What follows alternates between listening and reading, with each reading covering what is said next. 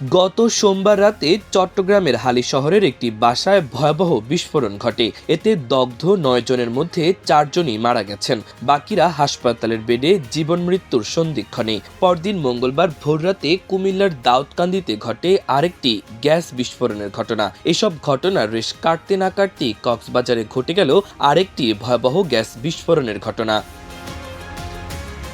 বুধবার রাত 8:30টার দিকে শহরের প্রবেশমুখ কলাতলী এলাকায় সদ্য নির্মিত একটি গ্যাস পাম্পে বিস্ফোরণের সৃষ্টি হয় ভয়াবহ অগ্নিকাণ্ড।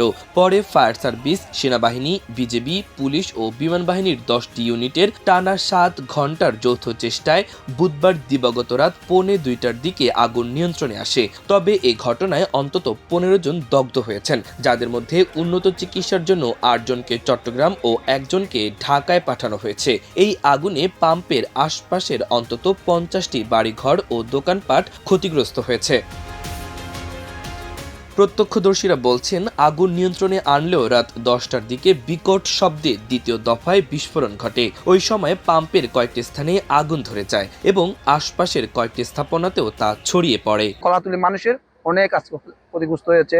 পাশাপাশি আপনার একটা পার্কিং ছিল, তাদের গাড়ি ছিল 20-22টা, সেগুলো আপনার জলে পুড়ে শেষ হয়ে গেছে। পাশাপাশি মানুষের নতুন ঘর বাড়ি ছিল 4-5টা, মানুষেরও পাশাপাশি অনেক ক্ষতি হয়েছে। বাড়িঘরের ক্ষয়ক্ষতি হয়েছে এবং 10-20টার মতো গাড়ি পোড়া গেছে আর কি। বাজারে পুরো বিপজ্জনক একটা অবস্থা।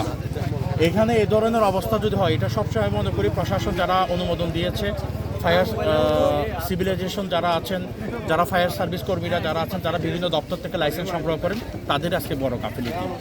সরকারি দপ্তরে যদি এই দুর্নীতিটা যদি না কমে, তাহলে বাংলাদেশের প্রত্যেকটা মানুষকে এভাবে ভোগান্তির মধ্যে কাজ করতে হবে।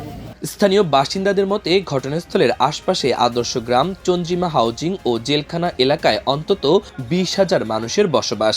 বিস্ফোরণের পরপরই এলাকা জুড়ে চরম আতঙ্ক ছড়িয়ে পড়ে। ম্যাক্সিমাম 1 ঘন্টার কাছাকাছি পরিবার নিরাপত্তা আছে। 2 ঘন্টা 2.5 ঘন্টা আগে এখানে আগুন ধরছিল, এরপরে নিয়ন্ত্রণে চলে আসছে। আবার হঠাৎ করে আমরা এখানে ডাবা ঘরে বসা, হঠাৎ করে আগুন এসে আগুনের মাত্রাটা বেড়ে গিয়েছে।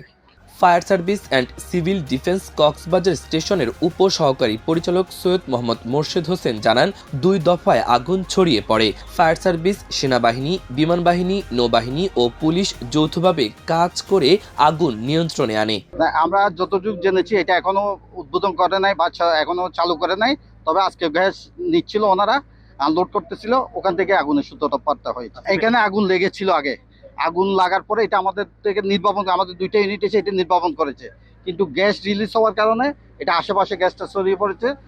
পরবর্তীতে এটা ওই জিবে স্টেশনের ওদিক থেকে আবার আগুনটা ছড়িয়ে এদিকে চলে আসে। কক্সবাজার জেলা প্রশাসক মোহাম্মদ আব্দুল মান্নান সাংবাদিকদের জানিয়েছেন, সেনাবাহিনী, বিমান বাহিনী, পুলিশ ও ফায়ার সার্ভিসের যৌথ চেষ্টায় রাত 1:45টার দিকে আগুন নিয়ন্ত্রণে আসে।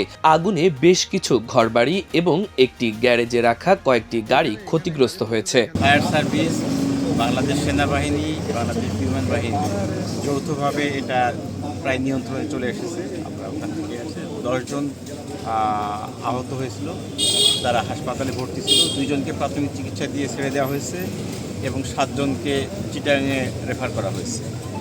1 জন সামান্য আহত, উনি প্রাথমিক চিকিৎসা নিচ্ছেন। মাল্টিমিডিয়া ডেস্ক, আমার দেশ।